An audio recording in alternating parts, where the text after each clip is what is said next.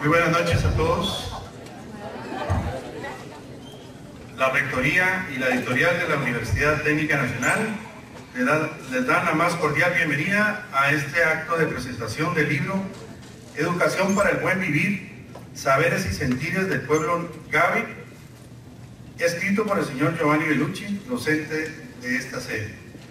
Esta presentación del libro del señor Bellucci la hacemos en el marco de la lección inaugural del ciclo lectivo de 2019.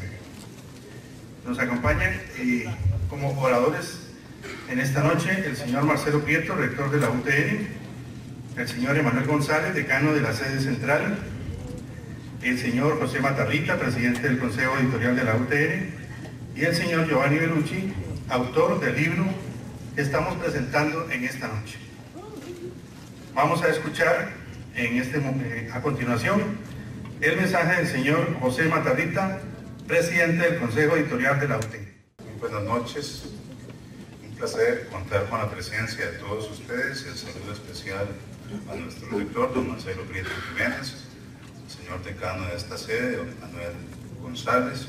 También nos honra con su presencia el decano de la sede de Guanacaste, don Roque Dávila, por supuesto el autor de la obra, Giovanni Bellucci, su estimable familia, académicos, vicerrectores, autoridades administrativas. Y bueno, la razón fundamental de una actividad como esta es dirigirse sobre todo a la población estudiantil, que es mayoría en este auditorio. La más cordial de las bienvenidas para todos.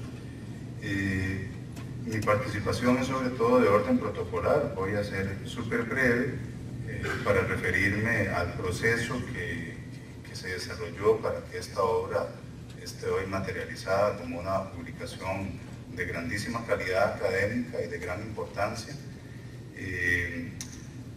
Este libro, Educación para el Buen Vivir, Saberes y Sentires del Pueblo Nobe, representa una reflexión sistemática, importante, exhaustiva, donde convergen el análisis teórico, pero también está presente la praxis, está presente el compromiso del autor al involucrarse con la población. Normalmente en investigaciones en general, muchas veces las poblaciones, voy a usar una expresión tal vez poco elegante, pero las poblaciones suelen ser utilizadas. Los pueblos se usan, la información se recauda, se sistematiza y muchas veces nunca más vuelve a haber contacto con ese pueblo.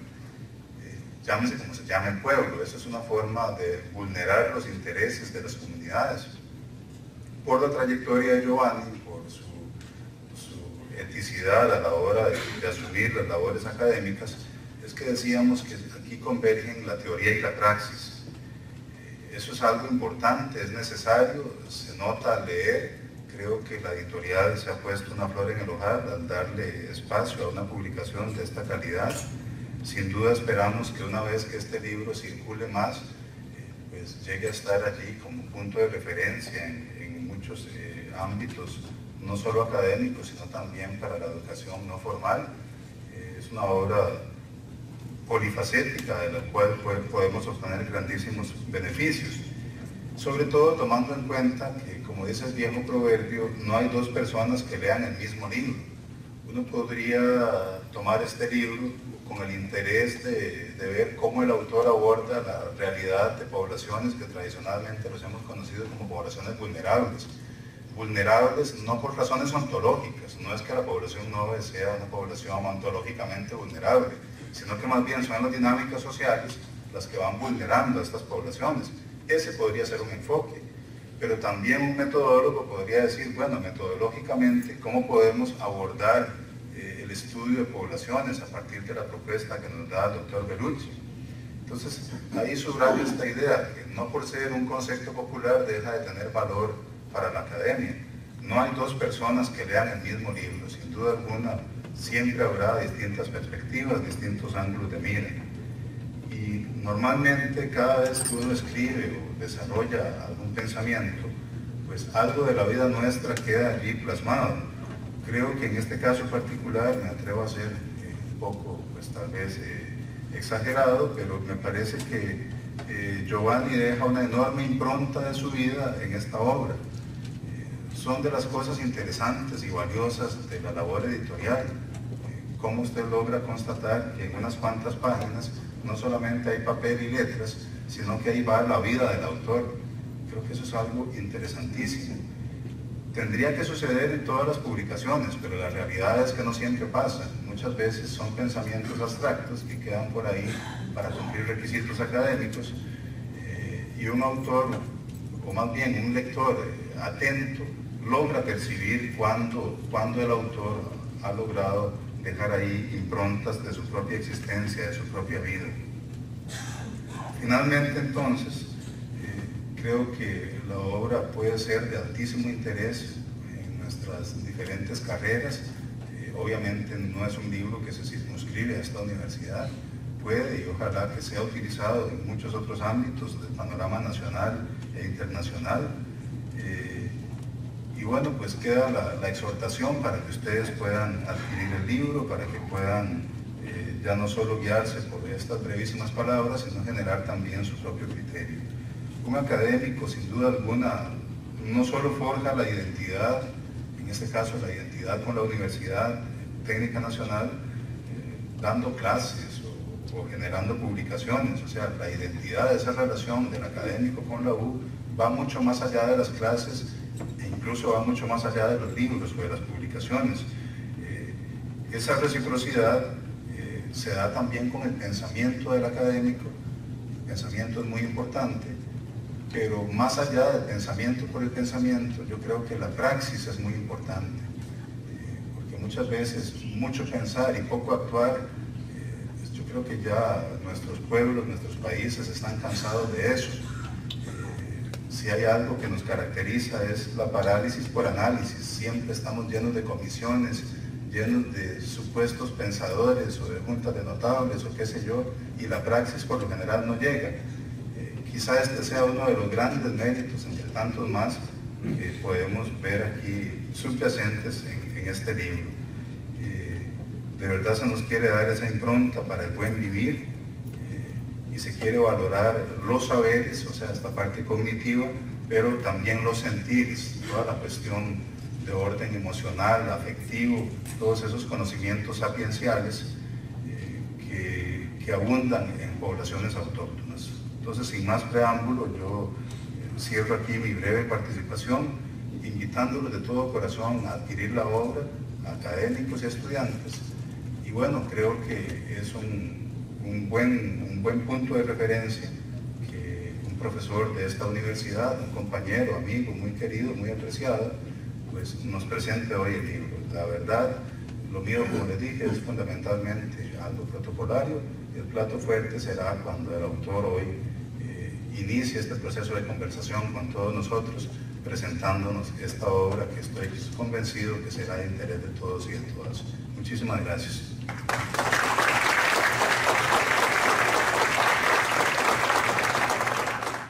Continuamos ahora con el mensaje del señor rector de la UTN, Marcelo Prieto Jiménez. Compañero Giovanni Bellucci, autor del libro que hoy tenemos el gran honor de presentar, sus familiares y amigos que hoy los acompañan, compañeros del Consejo Universitario, vicerrectores, decanos, funcionarios de la universidad, compañeros de la comunidad estudiantil de la Universidad Técnica Nacional, invitados especiales, amigos todos. Quisiera insistir en la importancia de este libro, como ya lo ha hecho el presidente de nuestro Consejo Editorial, don José Matarrita. Quisiera insistir en la importancia de esta obra, porque realmente no es un libro común y corriente, no es un libro más que publicado. Me parece de verdad que es un gran acierto de la editorial de la UTN haber dado a la luz editorial este libro tan importante. Es un libro en el que un distinguido académico de nuestra universidad, el profesor Giovanni Bellucci, aborda el tema de la cosmovisión de uno de los pueblos indígenas de Costa Rica, el pueblo Nove, que está en la frontera sur de nuestro país y también está en la frontera norte de Panamá.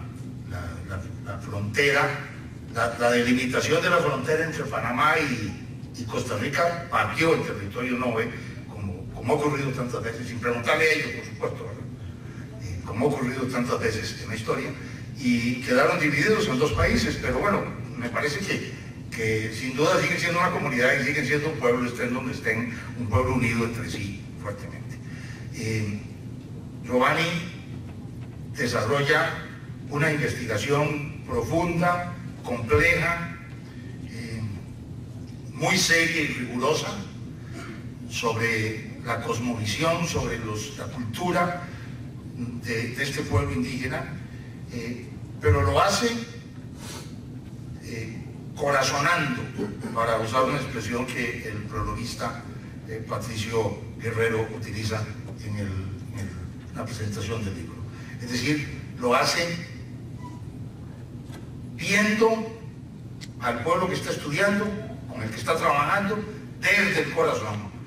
Y eso permite que Giovanni nos exprese en su libro no una investigación sobre el pueblo Nove, sino una investigación desde y con el pueblo Nove que él está estudiando.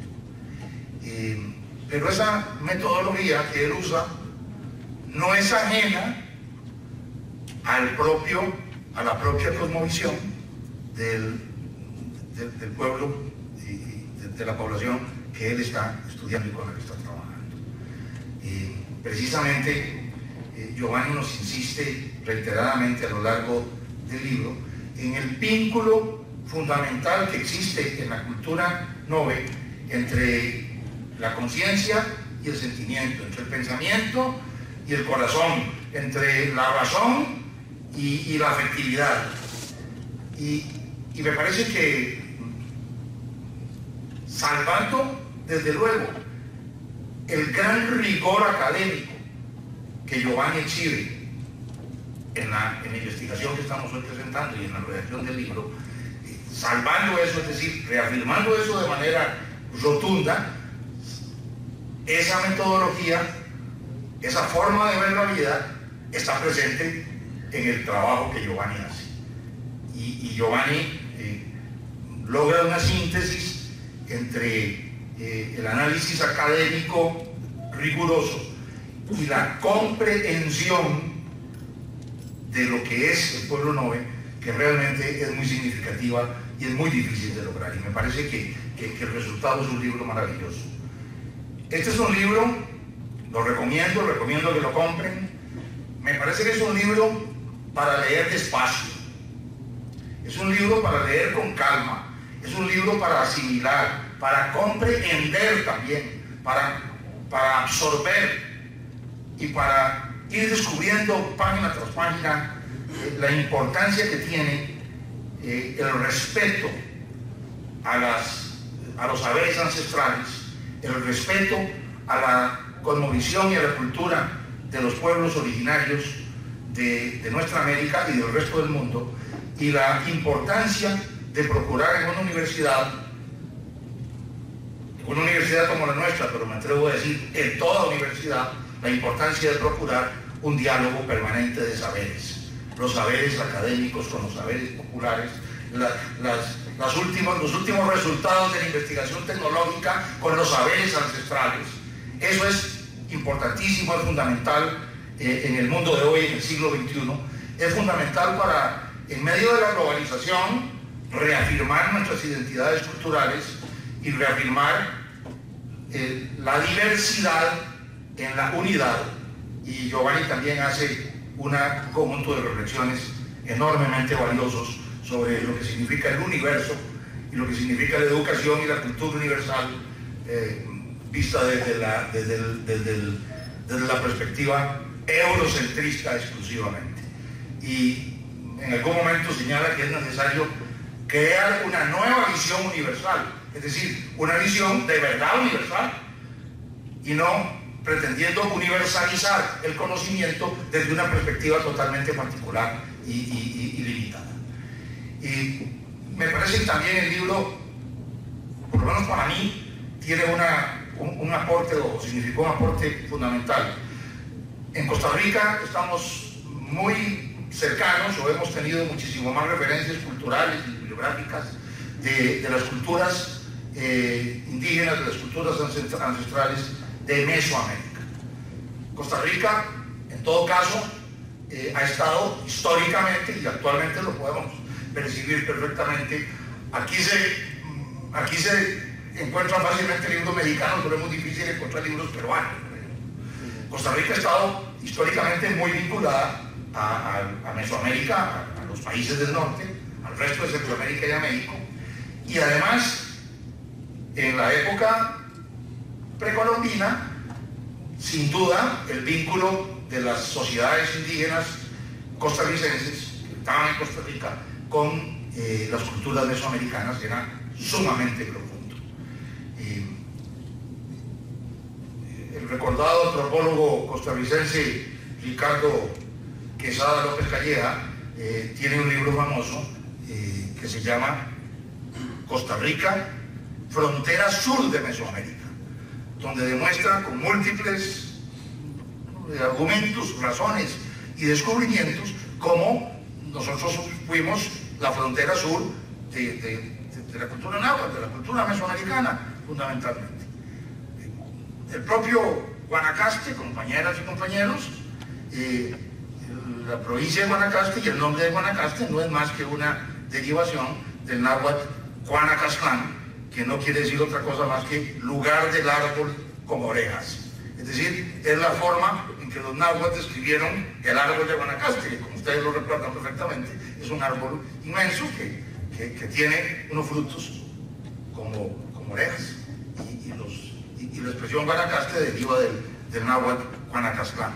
De tal manera que la influencia mesoamericana es muy presente en Costa Rica y no se ha estudiado lo suficiente la influencia de las culturas y de las cosmovisiones andinas, que son también tan importantes. Costa Rica, como en el ámbito de la biodiversidad y como en el ámbito de la naturaleza, también en el ámbito cultural, Costa Rica es un puente. Costa Rica es un lugar de tránsito y de encuentro muy importante, y aquí recibimos la influencia mesoamericana, pero desde luego también recibimos la influencia de las culturas y de las cosmovisiones andinas de manera muy fuerte, y eso no ha sido estudiado lo suficiente. Me parece que el libro de Giovanni abre un canal de investigación muy prometedor en esa línea, y muy prometedor también para avanzar investigaciones en otros, en el análisis y en la recuperación de la cultura, de las manifestaciones culturales y de las cosmovisiones de otros pueblos indígenas de Costa Rica. Le acabo de señalar a Giovanni, le acabo de decir, sugerir al presidente de la editorial de la Universidad Técnica Nacional, el doctor José Matarrita, que este libro de Giovanni pudiera ser el primero de una serie editorial que la universidad, que la editorial podía definir, tratando de que investigaciones similares se puedan hacer sobre otros pueblos indígenas importantes de Costa Rica, los Malecos, los Cabecares, los Pibris y todas las otras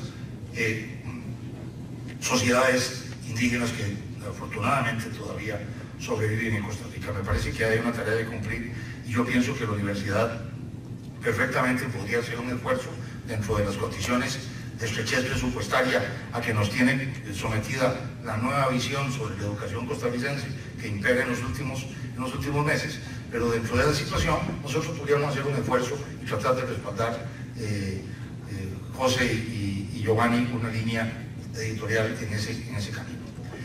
Quisiera finalmente mencionar un elemento que me llamó muchísimo la atención de esta cosmovisión andina, y es la insistencia, tanto el prologuista del libro como el autor, ya en el cuerpo de su trabajo, la insistencia entre ese vínculo necesario entre el pensamiento y el sentimiento, ese corazonar, esa vía de conocimiento que se logra a través del corazonar, por decirlo de alguna forma.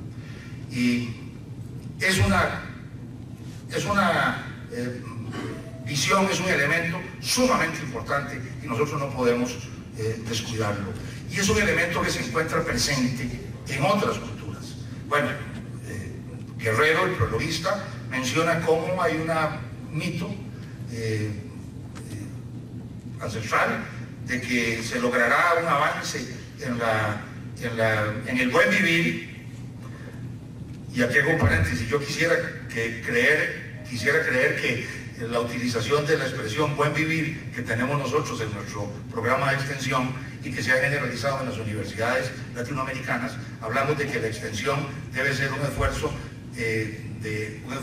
para facilitar la empleabilidad y el buen vivir. Yo quisiera creer que ojalá venga de allí, de esa cosmovisión andina sobre el buen vivir, pero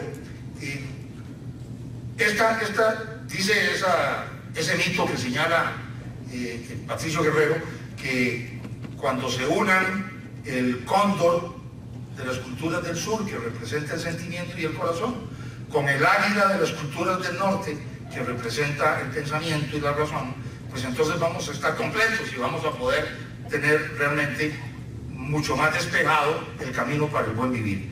Y eso, y me llamó mucho la atención este elemento muy presente en la obra de Giovanni, porque me recordó una tradición cultural que conozco mucho mejor que la de la cosmovisión andina, la tradición budista tibetana,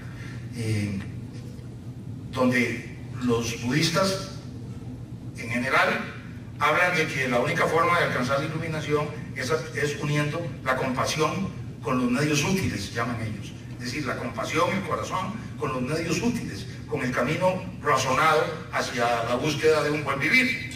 Y esto se traduce de manera extraordinariamente clara en un mantra del fundamental de Tíbet. Un mantra es una palabra de poder, una expresión de poder, que es el mantra que dice Om Mani Padme Hum. Ese mantra es la expresión fundamental de la cultura religiosa del Tíbet. Om Mani Padme Hum. Y no quiere decir nada más que Om, que es el sonido del universo, Mani Padme Hum. Om, la joya, Mani, en el loto, Padme. La joya es el punto focal de la conciencia, la razón, lo que llamarían el tercer ojo, el punto focal de la inteligencia, el razonamiento. Y Padme es el corazón, el loto que es el corazón. Entonces, al decir Om Mani Padme Hum, se está diciendo que el camino es colocar la inteligencia, la razón en el corazón, en el sentimiento. Me parece que la analogía cultural, el sustrato del que parten las dos visiones de lugares tan alejados, allá en las montañas del Tíbet y aquí en las montañas andinas, revela, no como creían los mitólogos del siglo XX, que hay una civilización ancestral de la que las otras derivan, no, revela que la raza humana, que la especie humana tiene las mismas formas de enfrentarse a los mismos desafíos y que esas manifestaciones culturales propias no son más que adaptaciones de una forma que tenemos los seres humanos de buscar qué otra cosa distinta sino el buen vivir. Muchas gracias a Giovanni por este libro, felicitaciones a la editorial por haber publicado esta magnífica obra y la invitación al autor, a la editorial, que sigan trabajando en una línea tan importante como la que Giovanni ha abierto hoy para todos nosotros desde este libro tan importante, que además, lo dijo también el profesor Matarrita, que además no se limita a la descripción y al análisis y al contenido afectivo, también señala una ruta práctica de acción y también da indicaciones sobre cómo debería ser la educación que deba impartirse en las escuelas, no de ellos para ellos, no desde nosotros para nadie más. Muchas gracias, Giovanni, muchas gracias a la editorial.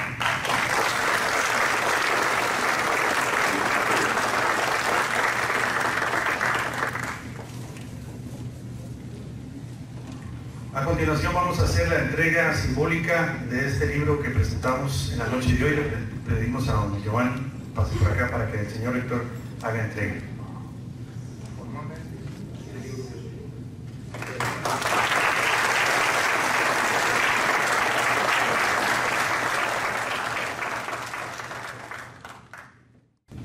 continuamos ahora con un comentario de este libro, Educación para el Buen Vivir, a cargo del señor Emanuel González, decano de la sede central.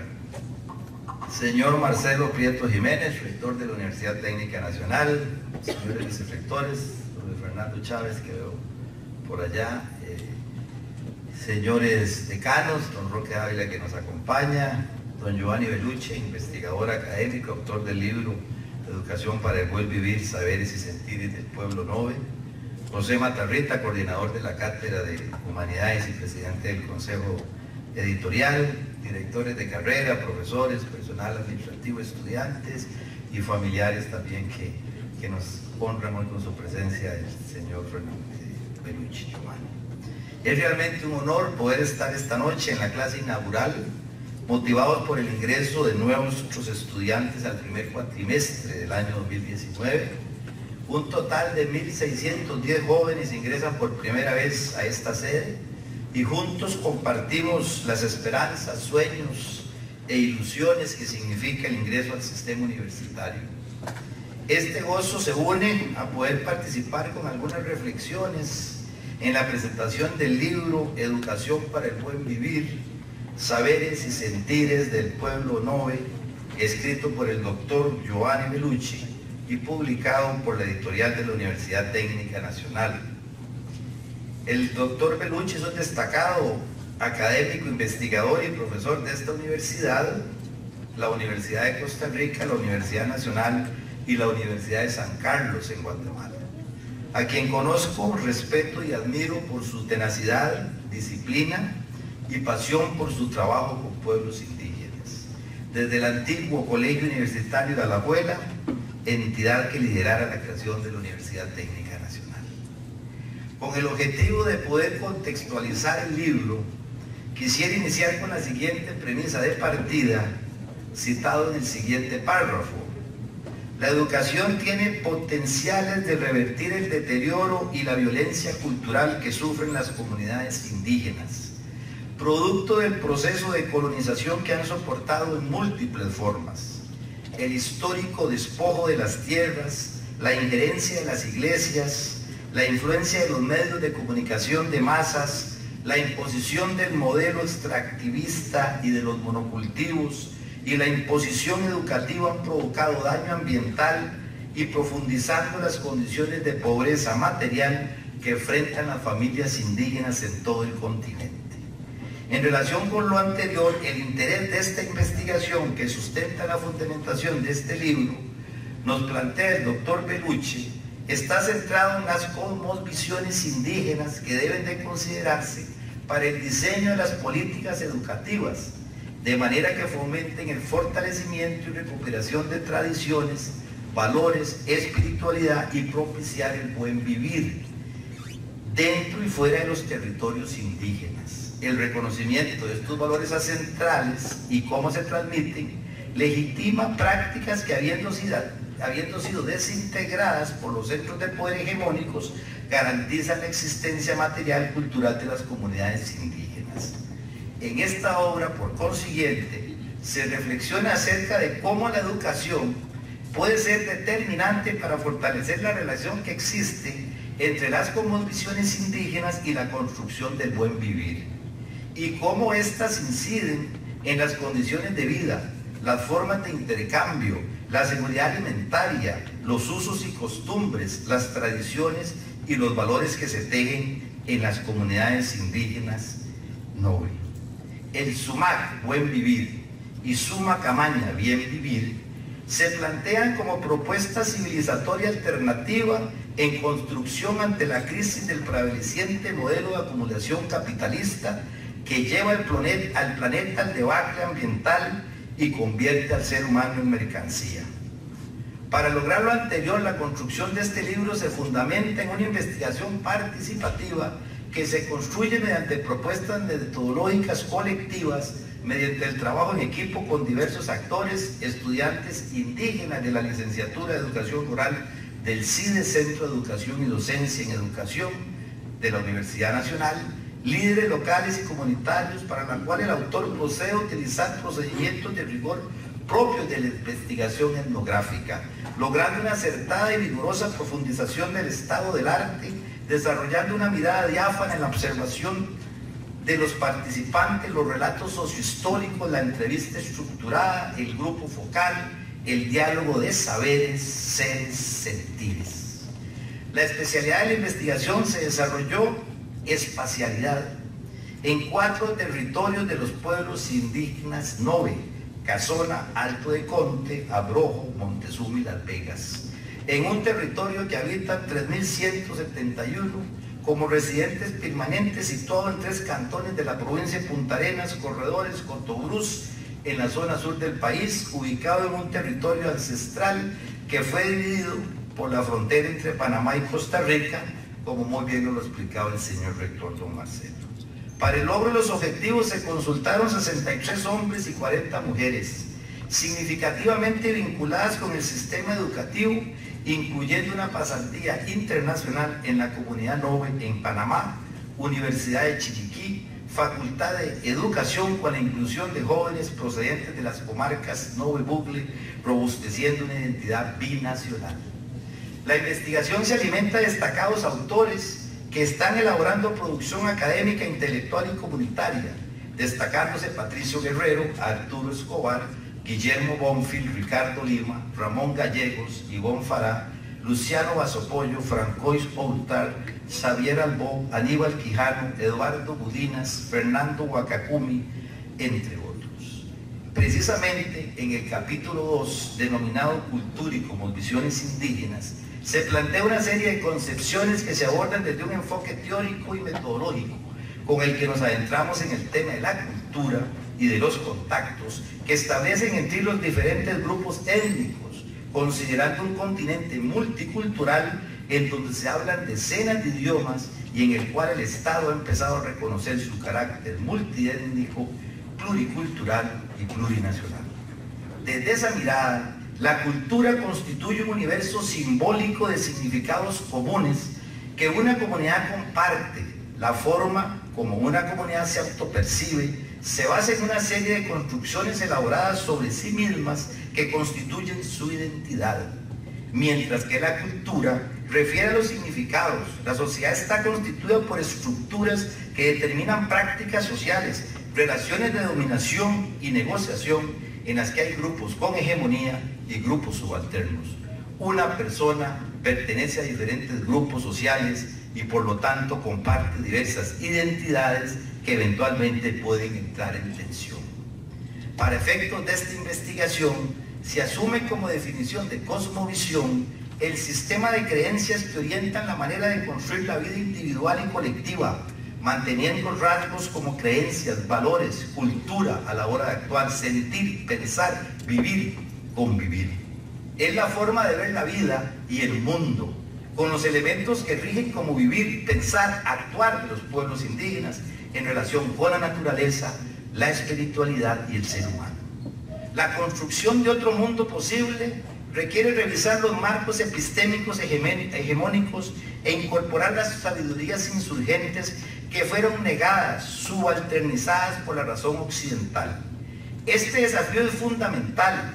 Los pueblos de la Abya Yala, en la lengua del pueblo Puna, significa tierra madura, tierra viva, tierra en florecimiento y es sinónimo de América. Han sobrevivido más de 500 años a todo tipo de embates militares, culturales, educativos, productivos. Su sobrevivencia solo es explicable porque ha estado fundamentado en saberes alternativos, en lo epistémico, en lo político y lo ético. Son precisamente esos saberes los que sientan la base de una propuesta civilizatoria alternativa frente a la barbarie que el capitalismo occidental está empujando a la humanidad. La construcción del buen vivir no se limita a los saberes ancestrales, reivindica los mejores aportes de otras culturas, pero asume como postulado central la defensa de la vida, bajo la concepción de que todo está interrelacionado. El buen vivir es crítico del capitalismo y del socialismo real. Va más allá de la resistencia y avanza hacia el diseño de propuestas decoloniales fundamentadas en el pensar y en el sentir, desde la sabiduría atesorada durante generaciones. Esta construcción de fundamentos teóricos y metodológicos alternativos desde las epistemologías del sur que orientan hacia las transformaciones políticas que los pueblos de la Abya no solo reclaman, sino que tejen cada día. Este es el reto a vencer ante la invisibilización, el desprecio, el desarraigo, la negación y la pérdida de identidad por reconocer el origen de nuestros ancestros, en que los estados hegemónicos eurocentristas han infiltrado nuestra cotidianidad en el desarrollo de nuestras políticas económicas, sociales, educativas y ambientales. En el capítulo 3, el libro nos plantea los desafíos de la educación indígena, principalmente la necesidad de su continuidad histórica, desde las cosmovisiones indígenas, promulgando un enfoque biocéntrico, fortaleciendo el diálogo de seres y saberes, revitalizando la cultura mediante un sistema educativo que potencie el papel de los niños, niñas, jóvenes, abuelos. Una educación que ayude a erradicar la mirada folclórica sobre los pueblos indígenas, fomente el respeto a la diversidad, la equidad y la solidaridad. Una educación como una práctica para la libertad requiere de docentes comprometidos, investigadores y sólidos en metodologías de mediación pedagógica, constituyendo una herramienta para construir el buen vivir. Además necesita ser cultural, intercultural, inclusiva, como bien ineludible para romper los estereotipos racistas heredados por el colonialismo humanista y holística. La educación es intercultural y pertinente cuando reconoce en las y los ancianos el atesoramiento de los saberes ancestrales en sus mujeres, el papel protagónico al transmitir la cultura mediante el idioma materno en los niños y las niñas, la capacidad de aprender soñando y jugando en los hombres, la posibilidad de la ternura y cuando asume críticamente las experiencias y saberes que han desarrollado otros pueblos. Para construir una educación indígena que favorezca el buen vivir, son fundamentales las cosmovisiones sobre la concepción de mundo y la relación con la madre tierra, naturaleza, que están estrechamente ligadas con la forma con que se sueña y asume la vida en las comunidades indígenas, a diferencia de la cultura occidental que coloca la naturaleza al servicio del hombre. Los pueblos indígenas comprenden que los humanos son un elemento más de la madre tierra. Hay 4 principios en las comunidades indígenas que orientan la vida de los pueblos, que se transmiten de forma oral y práctica de una generación a otra y que fundamentan, entre otros ámbitos, el trabajo productivo, el cultivo de la tierra, la cría de animales, la preservación de los bosques, del agua como seres vivos. Estos principios están en la base del buen vivir, porque regulan las relaciones entre las personas, las familias y los grupos sociales. Es importante considerar que forman parte de la cosmovisión del grupo NOVE. Nos referimos a relacionalidad. Todo está relacionado con todo. Correspondencia, todo vuelve al todo. Complementariedad, todo es par y complemento. Reciprocidad, a todo le corresponde una acción complementaria. Es claro que estos principios se oponen al modelo que rige la economía actual y en donde estamos inmersos la mayoría de la población humana, nos está llevando a una desaparición de lo que percibimos hoy en día como la vida en el planeta. La vida y la tierra como ente Gaia, en su autoorganización, ha sido capaz de soportar crisis similares como la caída de grandes meteoros, los ciclos de Milankovitch, la dinámica geológica con grandes emisiones de gases y ceniza en la atmósfera, entre otros cataclismos que causan cambios en la temperatura promedio de la superficie de la Tierra, acabando con la mayor parte de las especies vivientes que existen al momento de ocurrencia de la catástrofe. Para Gaia, comunidad de vida, los seres humanos violamos sus principios ecosistémicos que permiten el equilibrio dinámico que al fin y al cabo también es nuestro. Por lo tanto, lo hacemos con nosotros mismos. Que la vida quiera desaparecer a la misma vida es nuevo en la historia de Gaia. Y la economía está jugando un papel muy importante en este proceso. Se nos ha olvidado que el ser humano puede, si quiere, ejercer su libertad de manera positiva y armoniosa dentro de la comunidad de vida, como un miembro más de la misma y no como aquel que tiene poder y dominio sobre la naturaleza.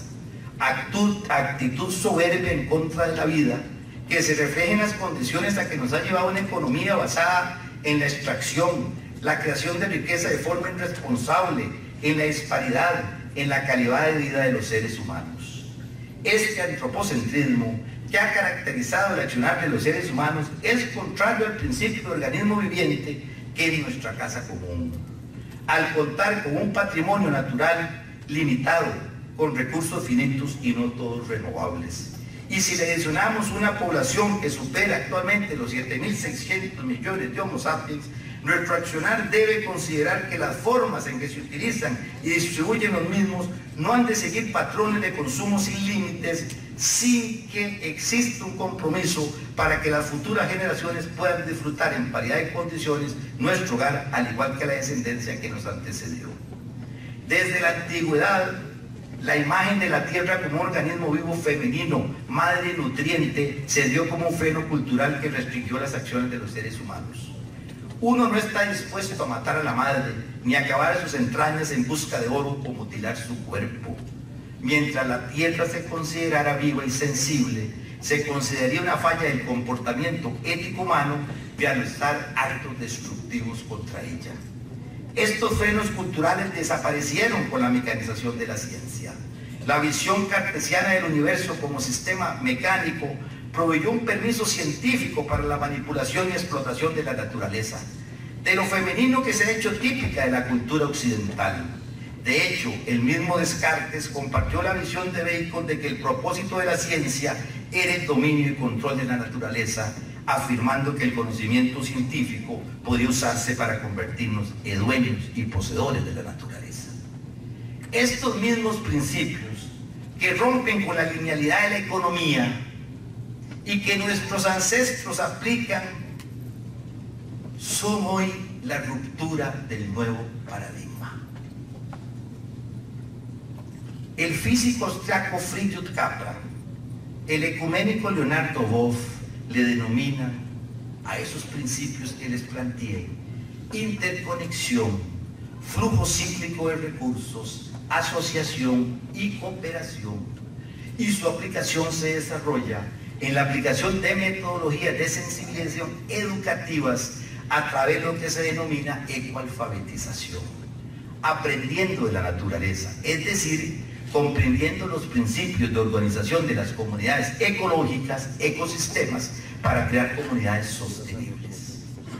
Para lograr lo anterior se acude a la sabiduría de la naturaleza, influenciando, revitalizando las comunidades y que sus acciones repercutan en los diversos sectores de la sociedad civil, empresas, comunidades y en la definición de acciones políticas.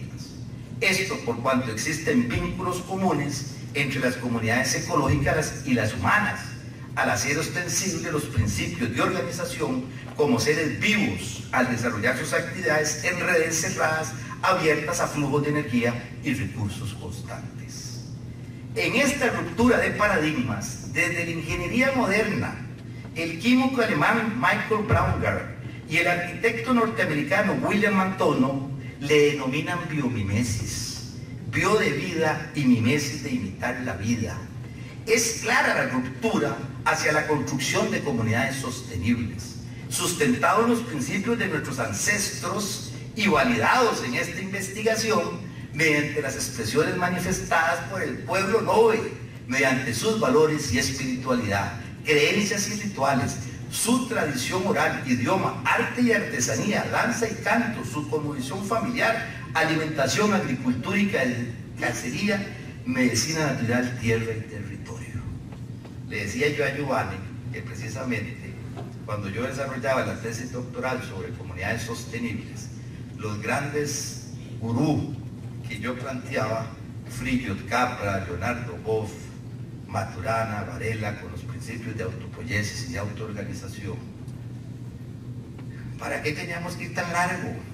Ahí estaban nuestros ancestros utilizando esos principios desde hace más de 500 años atrás. Y hoy, entonces, la industria moderna, para poder reconstruir de ese paradigma que nos mata, tiene que volver a utilizar esos principios. Y el pueblo nobe, aquí a 400 kilómetros, pues ya ha utilizado esos principios. A manera de cierre, nos plantea el autor En el apartado de las conclusiones se realiza una revisión pormenorizada de los hallazgos de la investigación y en las recomendaciones se plantean lineamientos por las personas hacedoras de política pública, que esa es la lógica de la investigación, esa es la lógica de una investigación aplicada, esa es la lógica de la academia con las comunidades, con la extensión y con modelos que permitan desarrollar acciones políticas.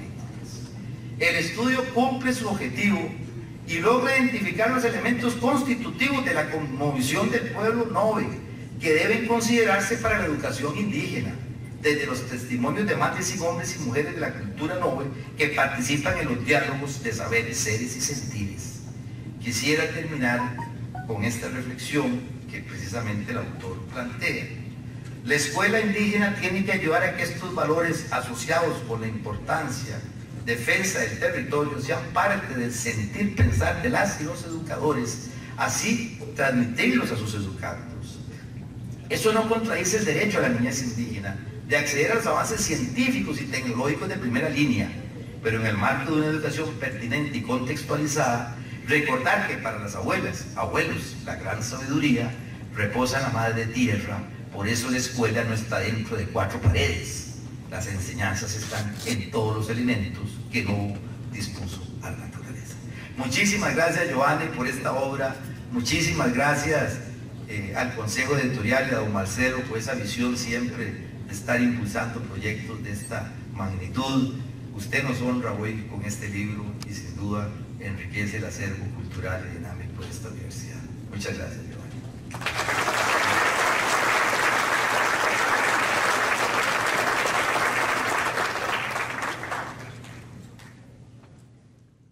El señor Giovanni Bellucci se va a referir al contenido de esta obra que estamos presentando hoy. Buenas noches, señor rector, señores vicerrectores, señores decanos que nos acompañan, autoridades universitarias, comunidad universitaria, colegas y la razón de ser de nuestro trabajo, que son nuestros queridos y queridas estudiantes. Me la han puesto un poco difícil los colegas que me antecedieron porque han hecho de verdad una presentación pormenorizada de este trabajo, lo cual les agradezco muchísimo. Yo quisiera empezar diciéndoles que tal vez un par de conceptos para hacer una breve presentación. Cuando hablamos de corazonar, estamos refiriéndonos a reivindicar que los seres humanos somos razón y somos sentimientos. Nuestra academia tradicional, nuestras universidades inspiradas principalmente en las academias de Europa occidental, han dado una primacía a la razón, entendible porque la academia surge superando la gran noche medieval y contra los fantasmas del medioevo se da una primacía de la razón. Sin embargo, los pueblos indígenas, los pueblos ancestrales nos convocan a construir nuestra mirada sobre el mundo desde la conjunción de corazón y razón. Por eso dice co-razonar. Por eso nosotros hablamos de sentipensar. Los seres humanos somos pensamiento y sentimiento. Dicho esto, les quiero contar tal vez un poco rápido que esta presentación la quiero dedicar al pueblo Nove principalmente. Ese pueblo Nove, Novo para los Noves es el nombre que le dan a Dios, como Sibú es el nombre que le dan a Dios los Brivi, y entonces ese pueblo Nove, heredero de grandes guerreros como Urracá, quien en 1522 puso de rodillas al capitán Diego de Albites. Esto generalmente los cursos de historia no se cuentan porque la historia la cuentan los que ganaron, y los que ganaron fueron los conquistadores. Pero sucede que al pueblo Nove nunca lo pudieron derrotar, nunca lo pudieron poner de rodillas, y más bien los Noves derrotaron al capitán Diego de Albites. Los hijos e hijas de Novo nacieron libres y lucharon para ser libres, son ejemplo de tenacidad y amor por la madre tierra. Nunca fueron derrotados por los conquistadores españoles. Fueron avasallados, pero no lograron someterlos. Escaparon a las montañas, pero no lograron someterlos. A ellos y a ellas, a este pueblo, bastante desconocido en nuestro Valle Central, le dedico esta presentación. Quisiera a continuación también agradecer por esta obra al señor rector de la Universidad Técnica Nacional, al señor decano de nuestra sede central, don Manuel, a las personas integrantes del Consejo Editorial, cuyos nombres los pongo todos para no alargarlo, pero particularmente al equipo de la editorial, a don José Matarrita, a don Federico Arce y a la compañera Emily Paniagua, que nos acompaña aquí esta noche. De verdad, de mucho corazón les agradezco, porque sé cómo trabajaron de duro para que la obra fuera una realidad, y además para que saliera a tiempo para poder llevarla a un congreso en el cual se distribuyó. Quisiera también, aunque no está presente, agradecer a la doctora Marisol Vidal Castillo, que para mí es la gran maestra de quienes trabajan en educación indígena. Es la autoridad, yo diría, más importante que hay en Costa Rica, que conoce, que sabe, que trabaja en educación rural y en educación indígena. Sin sus aportes, este trabajo no hubiera sido posible. Y no les voy a leer todos los nombres, pero en el recuadro rojo son las maestras y maestros indígenas noves que hicieron parte del equipo de investigación. Es decir, esta investigación no la realicé solo, sino que formamos un equipo de investigadores e investigadoras con una metodología de investigación participativa, donde estas personas, todos y todas, indígenas, noves la mayoría. Había un compañero bribri, uno chorotega, pero todos viven y trabajan como educadores en las comunidades noves de Costa Rica. Hicimos un equipo y con el equipo trabajamos con metodologías etnográficas. Quiero decirles también rápidamente cómo surge el interés por esta investigación. Bueno, acá desde la época del CUNA, cuando no teníamos caras, éramos compañeros de trabajo, muchos de los colegas acá, y recuerdan que yo me retiré del CUNA como profesor porque me fui a trabajar en América Latina, a nivel desde el Istmo de Oaxaca en México hasta el Paraguay, pasando por región andina, por los países centroamericanos, principalmente en proyectos con comunidades indígenas. Por eso me retiré del CUNA, porque no era responsable asumir cursos y estar saliendo del país en estos proyectos. Conocer estas comunidades, estos pueblos de manera directa y vivencial fue motivando el interés de desarrollar esta investigación, porque nos permitía ver que había identidades, factores identitarios y cosmovisiones comunes entre pueblos indígenas de México, del sur de México, de Chiapas, de Oaxaca, y encontrabas identidades comunes, cosmovisiones comunes, con pueblos como los aymaras, pueblos como los quechuas, pueblos como los quichuas, que están en el sur del continente.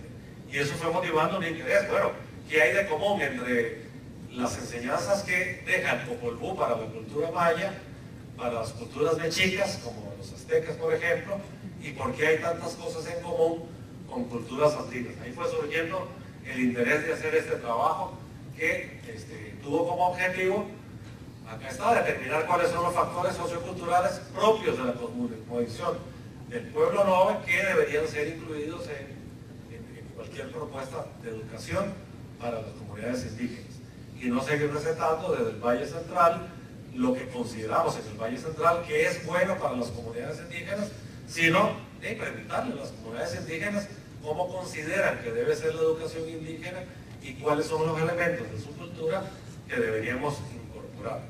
Y esto requiere, esta investigación requiere un abordaje multidisciplinario, interdisciplinario, con un fuerte énfasis en metodologías de carácter sociocultural.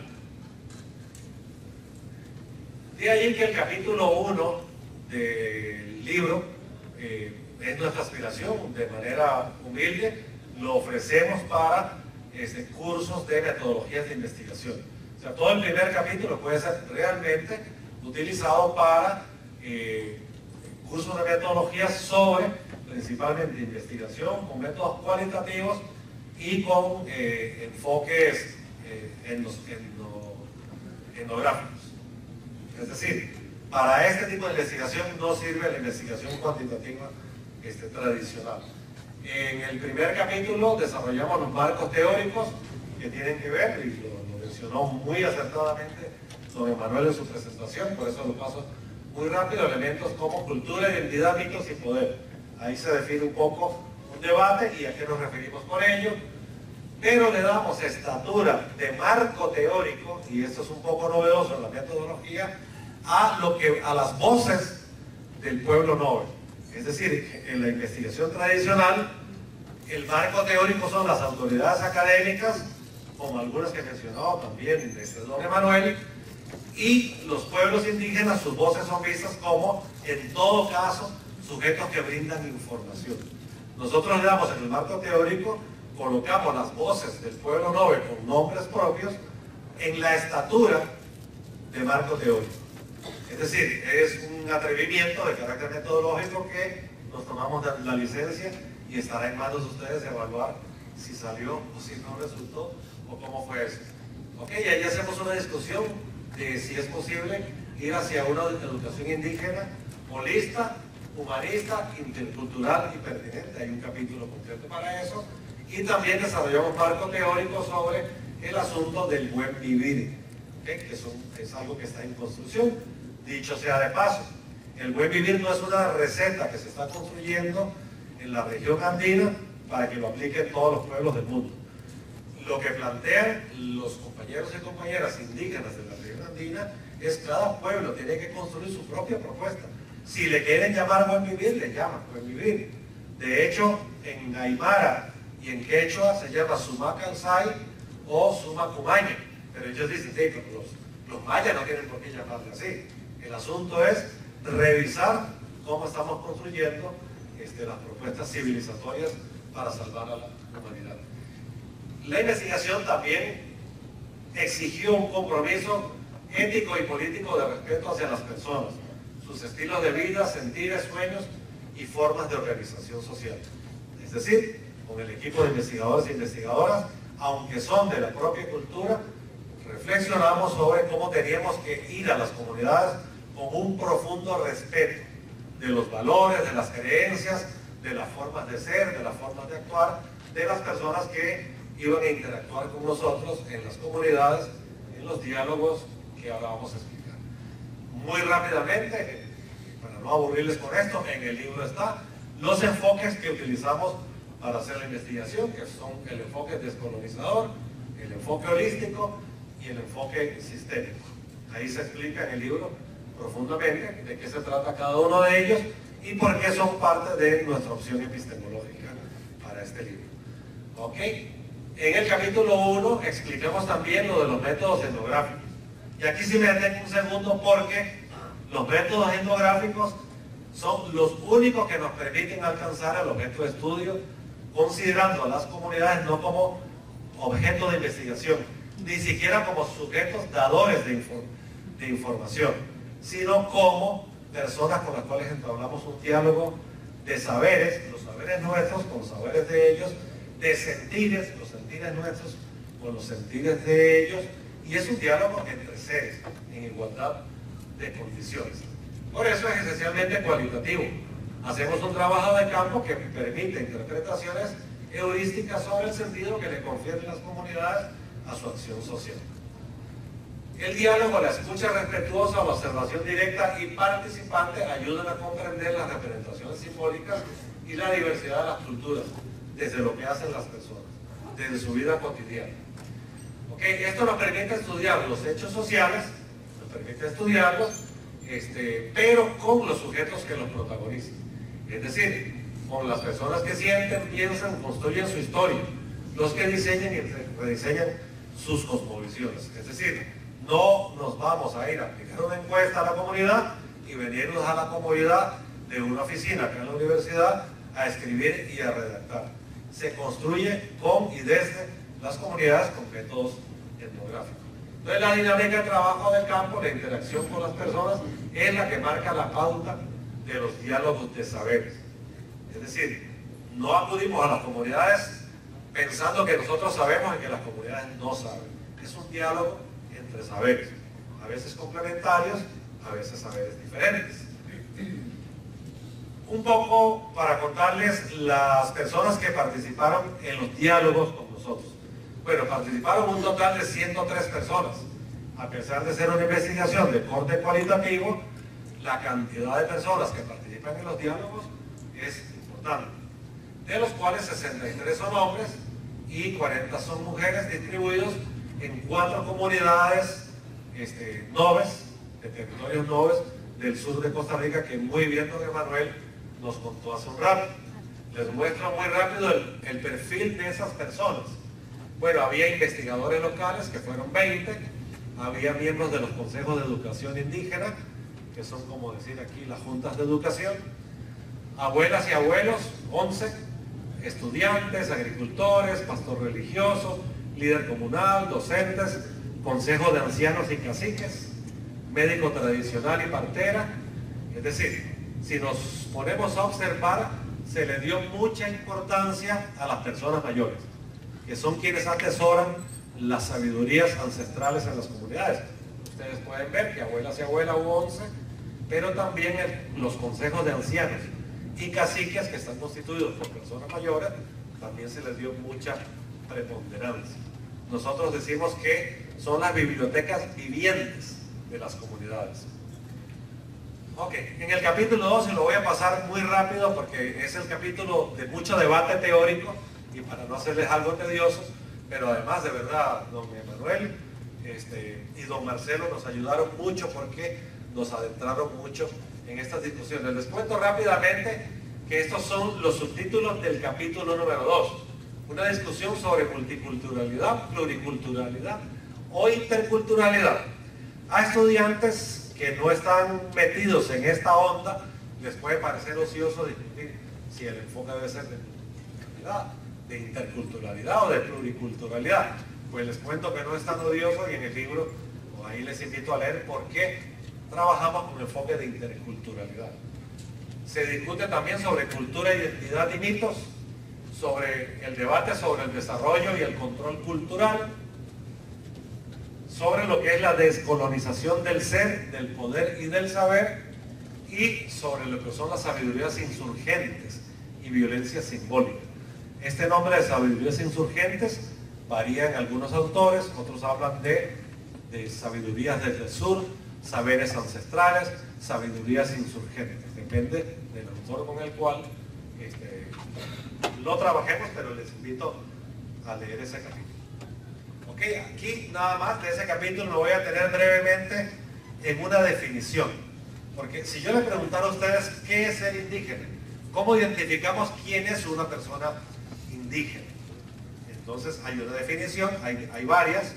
Para esta obra, el equipo de investigadores acordamos utilizar esta definición de un autor, Agredo, ahí aparece la bibliografía, que define que los pueblos indígenas son grupos, comunidades, parcialidades e individuos descendientes de los pobladores originarios de América.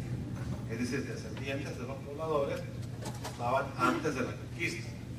Que tengan conciencia de su identidad étnica y cultural, porque muchos somos descendientes, pero más bien nos da vergüenza que nos digan que en nuestra sangre corre sangre indígena, mezclada con sangre española, con sangre europea. Muchos quisieran más bien quitarse el color de tener sangre indígena. Bueno, una de las características de ser indígena es que reivindica su origen, su identidad étnica y cultural y mantiene usos y valores de su cultura tradicional, así como instituciones de gobierno, de control social y sistemas normativos propios. Es una definición, puede haber otras. Ya leyó don Emanuel la definición de cosmovisión, no la voy a repetir, pero ¿qué es lo valioso de esta cosmovisión que nos leyó y nos compartió don Emanuel? Que esta definición es creada por el grupo de investigadores indígenas con los cuales trabajé. Discutimos, bueno, vamos a llamar cosmovisiones, pero ¿a qué le vamos a llamar cosmovisiones? Y esto es muy importante porque es el hilo conductor de toda la investigación. Bueno, en este capítulo 2 En resumen, se discute sobre la cultura y se dice la cultura constituye un universo simbólico de significados comunes que una comunidad comparte. Y la lectura lo puede ampliar mucho más. La forma como dicha comunidad se autopercibe se basa en una serie de construcciones elaboradas sobre sí misma que constituyen su identidad. Ahí van dos elementos de carácter teórico claves. Mientras que la cultura refiere a los significados de la sociedad que está constituida por estructuras que determinan prácticas sociales, relaciones de dominación y negociación en las que hay grupos con hegemonía y grupos subalternos. Y como ya nos señaló don Emanuel, una persona pertenece a distintos grupos sociales. Por lo tanto, tiene diversas identidades, algunas pueden entrar en tensión. Por ejemplo, una persona joven tiene una identidad en común con las personas jóvenes. Pero si esta persona joven es indígena o es negro limonense, tiene además identidades propias de su condición étnico, cultural, de limonense, negro o de indígena o de campesino. Es decir, participa de varios grupos sociales con diversas identidades.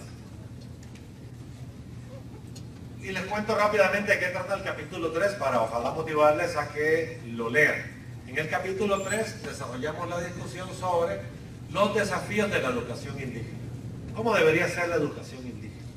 Porque mucho se ha hecho desde el Ministerio de Educación. Es decir, aquí se sientan algunos expertos y diseñan, mira, esto necesitan los indígenas. Pero ¿quién le pregunta a los indígenas qué necesitan? Okay, entonces aquí se hace un debate sobre los desafíos de la continuidad histórica de las cosmovisiones de los pueblos indígenas. Es decir, la primera misión de la educación indígena es hacer que no desaparezcan las culturas indígenas. No sé si alguno de los compañeros, estudiantes presentes, nos puede decir cuántas culturas indígenas hay en Costa Rica. ¿Cuántas culturas? ¿Cuántos pueblos indígenas hay en Costa Rica? Bueno, en la presentación está, en el libro está, y yo ahora les voy a contar sobre eso. Son 8 culturas indígenas. ¿Cuántos idiomas indígenas se hablan en Costa Rica? ¿Alguien tiene una idea? Son 8 pueblos.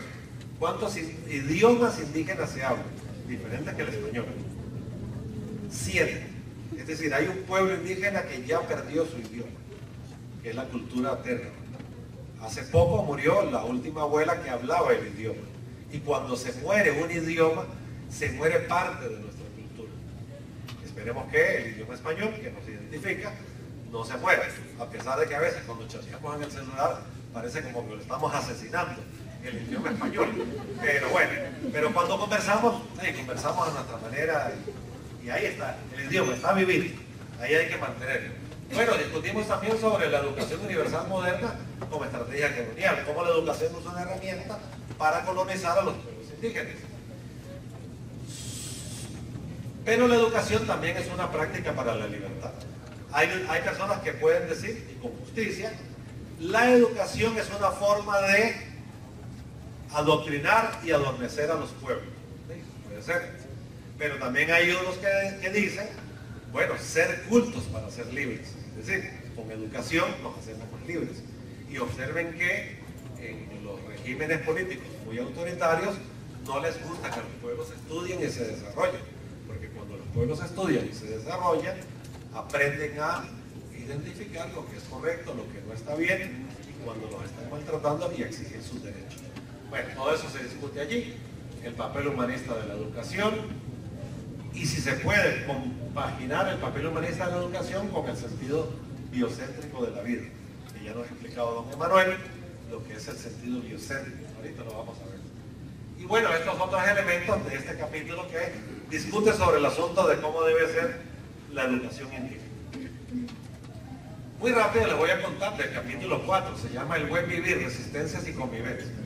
En ese capítulo hacemos una contextualización de qué está pasando con los pueblos indígenas en el continente y cuáles son los conflictos que están enfrentando hoy día y que ponen en riesgo su existencia como culturas, como pueblos.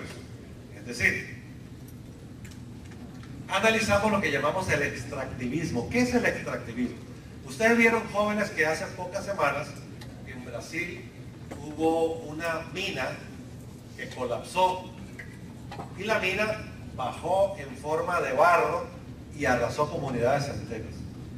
No se sabe, y no sé si se va a saber a ciencia cierta, cuánta gente murió. Pero esa minería a la cual se oponen los pueblos indígenas es una minoría destructiva de la vida. Bueno, nada más vean lo que está pasando en Cruzitas. Es un crimen no solo contra la naturaleza. Y si sucede que las minas las encuentran en territorios donde habitan los pueblos indígenas, para explotar la mina, sacan con el ejército, como está pasando hoy en Brasil, con el ejército expulsan a los pueblos indígenas. Y cuando usted expulsa a una comunidad indígena de su territorio, la está asesinando. Eso es un genocidio, no solo cultural, sino físico, porque para poder mantener la identidad cultural se requiere compartir un territorio. Es como si Costa Rica entera tuviera petróleo desde la frontera de Peñas Blancas hasta Paso Canoas y alguna empresa poderosa petrolera diga, bueno, ¿saben qué? Para poder explotar petróleo hay que sacar a los costarricenses de Costa Rica. De jale, y nos agarran y nos expulsan de Costa Rica y a ver a dónde va a vivir usted. Bueno, eso está sucediendo con los pueblos indígenas en todo el continente. Entonces se discute sobre el buen vivir y educación como una respuesta y propuesta frente a eso. Veamos un toquecito muy rápido qué está pasando. Ahora lo vamos a ver en América Latina. Hace un rato les decía cuántos pueblos indígenas hay en Costa Rica. Hay 8 pueblos indígenas. En América Latina hay aproximadamente 780 pueblos indígenas. En Costa Rica se hablan 7 idiomas indígenas. En América Latina, o lo que los indígenas han acordado para llamarle al continente, que le llaman la Abya Yala, es decir, la forma de llamarle al continente, es un vocablo de origen cuna, como bien nos contó don Emanuel. En Abya Yala hay 560 idiomas, 42 millones de indígenas, que representan el 8% de la población del continente americano. En Costa Rica, entre todas las culturas indígenas, hay 104.000 habitantes según el censo de 2011, que representan el 2.4% de la población. Y podríamos preguntar, ¿cuál será el país de América Latina donde hay más indígenas? ¿Alguien lo sabe? ¿Y cuál será el país de América, o sea, de Abya Yala, donde la población indígena tiene un mayor peso relativo? Bueno, en el libro lo pueden encontrar, pero está esta tabla, donde en Bolivia el 62% de toda la población boliviana son indígenas y representan más o menos 6 millones de habitantes. Pero la población indígena más grande del continente la encontramos en Brasil, donde hay 1 millón de habitantes indígenas. Pero como Brasil hay tanta gente que es casi un continente, a pesar de que son 1 millón de indígenas, representan solo el 0.5% de la población. Acá podríamos ver algunos datos sobre condiciones de vida de la población indígena en Costa Rica. Pero les quería compartir, miren, cuando esta investigación se hizo en el continente nuestro, había un total de 224 conflictos mineros o conflictos con la explotación extractiva de recursos naturales, que crea conflictos directamente con los pueblos indígenas. Allí están registrados, país por país. En Costa Rica había 2 conflictos mineros en ese momento. ¿Y cuáles son los conflictos que están dañando a las culturas indígenas? Los megaproyectos de infraestructura, es decir, carreteras, hidroeléctricas principalmente, llegan a hacer una hidroeléctrica, se inundan donde vivían los pueblos indígenas, y el pueblo indígena es el que menos se beneficia de esa infraestructura. El uso intensivo de agroquímicos, los indígenas han producido históricamente de forma agroecológica, es decir, sin agroquímicos.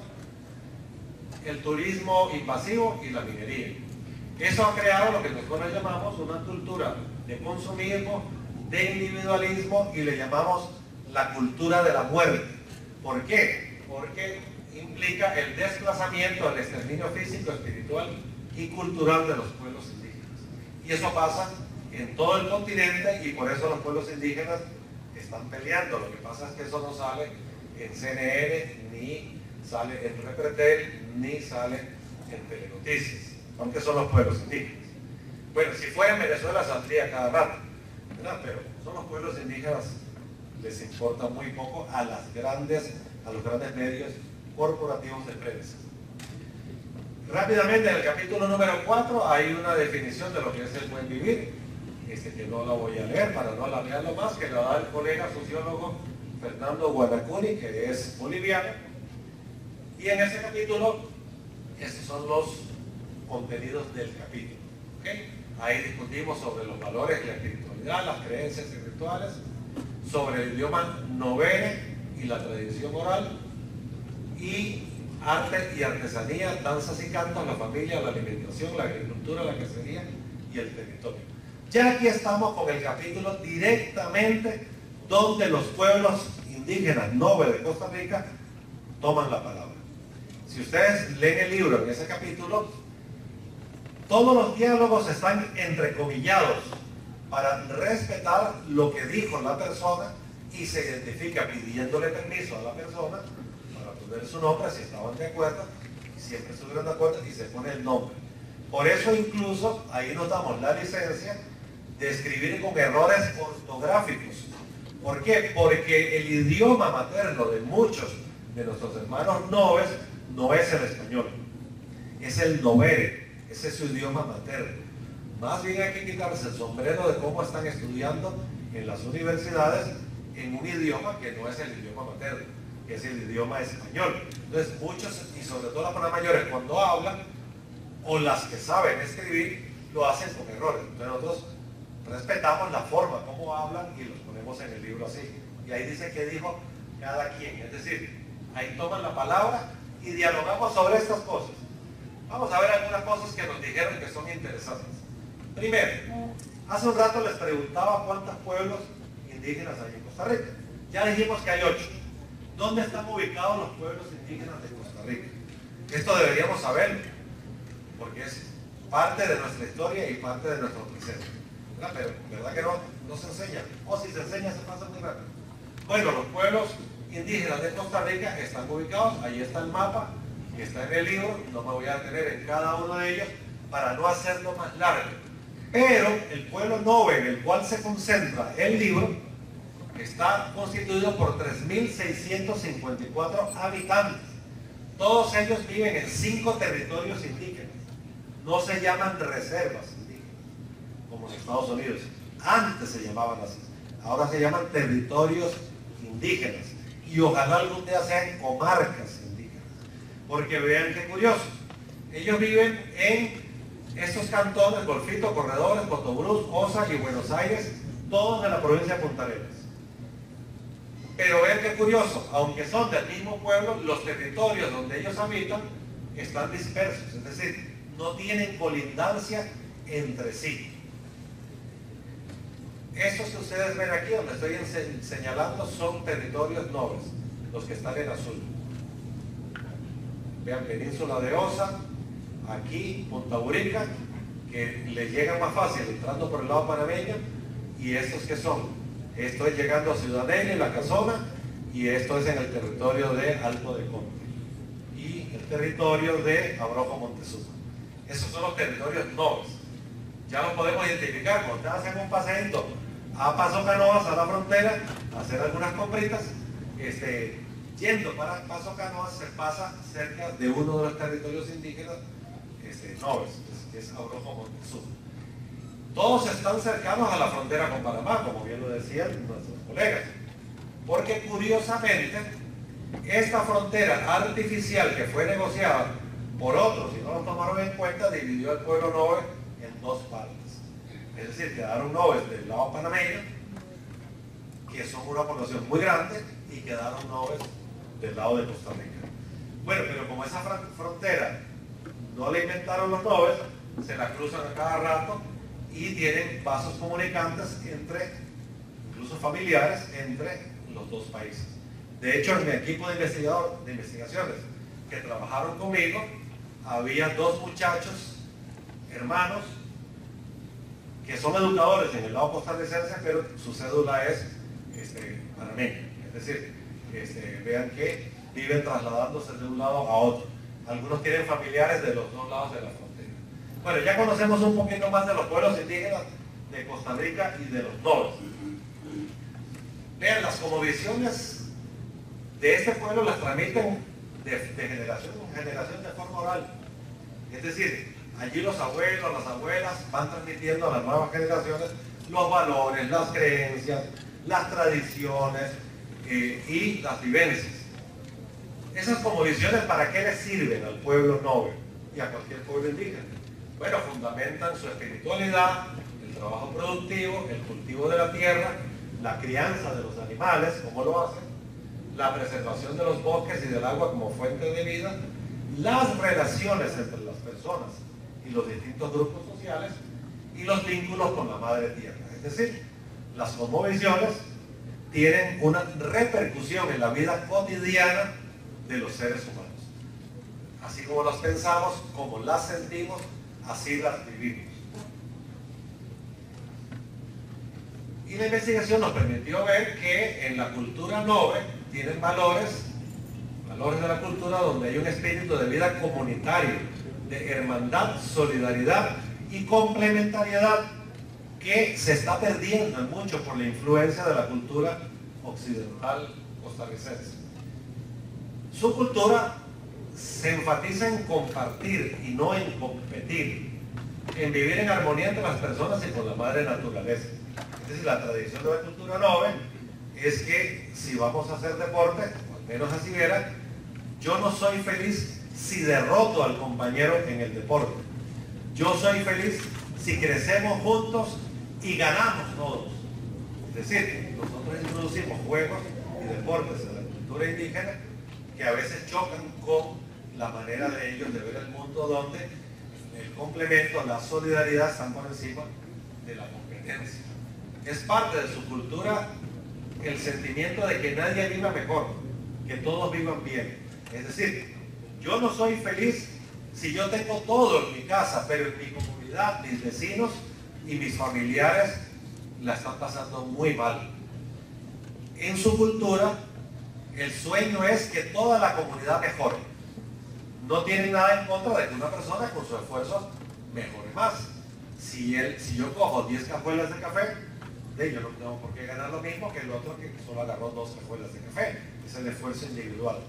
Pero se busca que como comunidad, toda la comunidad viva mejor. En el caso de la cultura noble, el trabajo es felicidad y fiesta, desde el niño hasta la abuela. Imagínense cuando llegamos a la comunidad, le decimos, no, pero es que en Costa Rica está prohibido que los niños trabajen.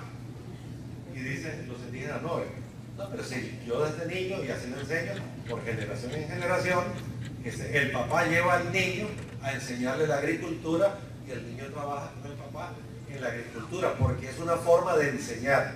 Y dicen, sí, ¿cómo van a prohibir que yo lleve al hijo mío a enseñarle cómo es la agricultura? O a escoger las plantas medicinales, o cómo se prepara una medicina natural, o a las niñas cuando la mamá les enseña a tejer el traje noble, el kra le llama, que es el que distingue a las mujeres nobles, y lo producen a veces para vender también al turismo. Es decir, ellos tienen una estructura social basada en armonía, equilibrio, por proporcionalidad y dualidad. Comparemos esto con nuestra forma de vida acá en San José, aquí en Chepe. Nuestra forma de vida se ha convertido en una cultura de producción, consumismo e individualismo. Yo valgo, si tengo plata, para comprarme el último celular. Y si no me lo puedo comprar, me muero de envidia que el compa se compró un celular que yo no puedo tener. Eso es consumismo, es individualismo. ¿Ok? Que convierten en mercancía a la naturaleza como fuente de insumos y a los seres humanos como fuerza de trabajo. En la cultura indígena, esa visión antropocéntrica donde el ser humano está en el centro, se cambia por una visión donde la vida está en el centro. Y muchos pueblos indígenas, recuerdo que me decían, y me lo dijeron en Guatemala, me lo dijeron en Bolivia, Giovanni, es que para ustedes, los occidentales, todo lo que existe en el planeta lo dividen entre materia biótica, es decir, que tiene vida, y materia abiótica, que no tiene vida. Para nosotros los indígenas, todo tiene vida. El viento está vivo como está viva esa gallina que usted ve caminando por allí, o las llamas que ellos crían en los Andes. Todo está vivo, el río está vivo, el fuego está vivo, el viento está vivo, el agua está viva. ¿Por qué lo conciben así? Porque ellos dicen, si yo destruyo el río, estoy matando la vida porque estoy rompiendo el equilibrio. Recuerdo que un indígena muy conocido en Costa Rica, a los que somos más viejitos, que fue futbolista, el Mincho Mayorga, en un diálogo nos decía, miren, yo cuando era niño, mi papá me enseñó que nunca corte un árbol a pocos metros del río, porque si yo corto los árboles que están cerca del río, el río se muere, y si el río se muere, no hay vida. Es decir, ellos tienen una concepción de la vida diferente que la concepción que se maneja en Occidente. Bueno, ellos tienen valores y espiritualidad que rigen y que les involucran con el universo, la luna, el sol, las estrellas. El tema del respeto apareció mucho en los diálogos. Ellos le dan mucha importancia al respeto. ¿A qué? A la vida de sus elementos. A las personas mayores. Mucho respeto y valoración a las personas mayores. Es decir, la persona mayor no se le deposita en un asilo de ancianos. A la persona mayor más bien se le respeta y se le busca porque tiene sabiduría. Es decir, no se condena a una persona porque ya tiene 80 años y ya no sirve para nada, no, al contrario. Mucho respeto a la persona mayor, pero un respeto muy importante de los noves, ¿sabe cuál es? El respeto a la palabra. Si usted va a hacer un contrato con un abuelo nove y usted le dice, mire, fírmeme este documento para hacer el contrato, el señor se echa para atrás y se resiente. ¿Por qué se resiente? Porque para él empeñar su palabra vale más que cualquier documento. Entonces, para los nobles la palabra tiene mucho peso en su cultura. Y es una cultura de mucha tradición oral, no de tradición escrita. Ven qué importante esto, porque cuando llegamos a la escuela indígena, todo se le quiere enseñar a los niños mediante texto. Y en la cultura de ellos la enseñanza no es tanto de texto, sino de forma oral y de forma práctica. Algo muy importante de la cultura nove. Dicen los noves que todos los seres vivos tienen un dueño. Es decir, Novo, que es Dios, creó espíritus para que nos cuiden. Dicen en su cultura. Entonces, como los animales tienen un dueño, si yo soy un padre de familia nove y tengo que ir de cacería a cazar un animalito para darle de comer a mi familia, yo le pido permiso al dueño de los animales para ir al bosque y tomar el animalito que mi familia necesita. Los bribris tienen algo muy parecido y le llaman el espíritu del bosque, que cuida el bosque y a los animales, cuida a la naturaleza. Si usted va y en vez de agarrar el animalito que necesita, usted se pone muy avaricioso, muy egoísta y empieza a matar animales solo por practicar puntería o para agarrarlos para vender y hacer plata, más allá de lo que su familia necesita, el espíritu del bosque en los bribris o el dueño de los animales en los noves se va a encargar de que usted algo le pase en el bosque. Esa es la creencia. Entonces se llena de neblina y usted se pierde en el bosque, o se dobla un tobillo y no puede salir del bosque, o lo muerde una serpiente terciopelo. ¿Usted sabe lo que es una mordida de una serpiente terciopelo? Los noves tienen una relación muy cercana con la serpiente terciopelo. Si ustedes observan, la artesanía nove siempre tiene como unas especies de triangulitos. Esos triángulos representan los triángulos que tiene la serpiente terciopelo. Es decir, es muy cercana a esa cultura. Y ellos dicen que nosotros vivimos en dos mundos paralelos. Uno donde vivimos los humanos y otro donde viven los espíritus de nuestros antecesores. Ellos dicen, nuestro antecesor murió, pero está siempre cerca de nuestro hogar. ¿Qué más aprendimos con los pueblos nobles? Bueno, aprendimos que el idioma novere, que muy interesante lo que presentaba don Marcelo, nos hablaba del origen náhuatl de muchas de nuestras culturas indígenas. Y nos decía, pero conocemos poco de los del sur. Excelente lo que nos decía don Marcelo, porque Sucede que el idioma nove, como el bribri, como el cabeca, no tienen nada que ver con el náhuatl. Es como nos decía don Marcelo, vienen del sur y son idiomas de origen chibcha. Es decir, es una cultura muy fuerte, la cultura chibcha, que sobre todo está ubicada en lo que hoy es Colombia y que influyó mucho en las culturas indígenas de lo que hoy es Panamá, como los cunas, como los noves y otras culturas, como los bribris y otras culturas de menor población. Ese es el idioma de los noves y mediante el idioma y la tradición oral hacen las enseñanzas, cuentan las historias y se daba mucho, eso se está perdiendo, que el abuelo se sienta o la abuela se sienta en el centro del hogar y los niños y las niñas lo rodean para que el abuelo cuente historias. Y mediante esas historias los abuelos le están transmitiendo cosmovisiones, pero también enseñanzas y sabidurías a los niños y las niñas mediante esas tradiciones. Bueno, ¿saben qué nos decían los abuelos noves? Que están muy preocupados porque eso se está perdiendo desde que entró el celular. Dicen ellos, entró el celular y ya muchos chiquillos no quieren ni escuchar al abuelo. Se pasan ahí con clic, clic, clic, clic, clic. Y había abuelos muy enojados con los celulares.